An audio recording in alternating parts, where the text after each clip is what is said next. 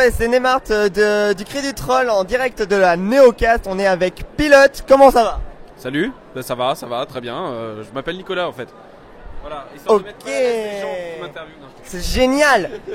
Et donc Nicolas, ouais. pourquoi The Wire c'est la meilleure série de tous les temps? Est-ce que tu as vu mon épisode? Chérie, non.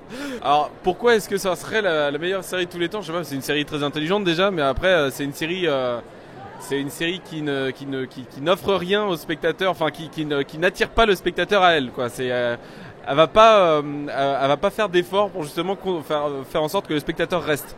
C'est assez particulier, donc ça reste une série très élitiste. Donc est-ce que c'est la meilleure série de tous les temps? J'en sais rien, parce que c'est une très très bonne série, très intelligente. Mais après voilà, enfin il faut s'accrocher pour la regarder. The Wire, ça a été écrit par plein d'auteurs célèbres de polar, chacun son chapitre, chacun son épisode. Est-ce que tu penses que ça joue dans la qualité de l'écriture de la série?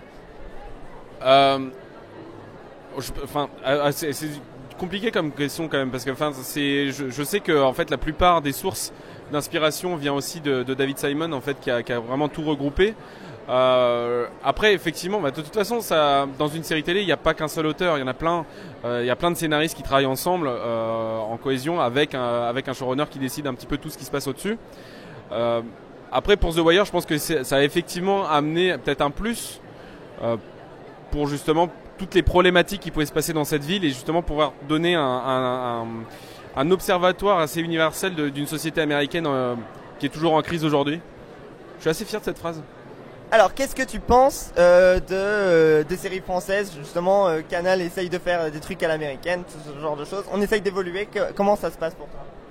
Pour moi, ça change pas grand-chose pour moi. Qu'est-ce que tu penses de cette évolution? Est-ce que on va dans la bonne direction? Est-ce que tu trouves Alors, à l'américaine, je sais pas.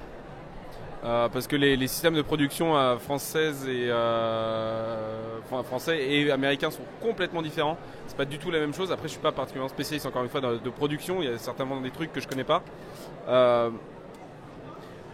revanche, je pense qu'on est quand même sur la bonne voie, parce qu'on sort quand même d'une vingtaine d'années de crise de séries françaises, parce qu'il y en a eu des bonnes séries françaises, mais il y a quelques dizaines d'années de ça. Il n'y a pas eu grand chose entre temps. Il n'y a pas que Canal. Enfin, Canal, c'est vrai qu'on peut penser une grosse boîte, une grosse production et tout, qui propose des séries à l'américaine, comme on dit, machin. Mais je trouve que l'avenir de la série française se trouve pas forcément chez Canal, en fait, parce que mimer la production chez les autres, c'est pas forcément la meilleure idée qui soit.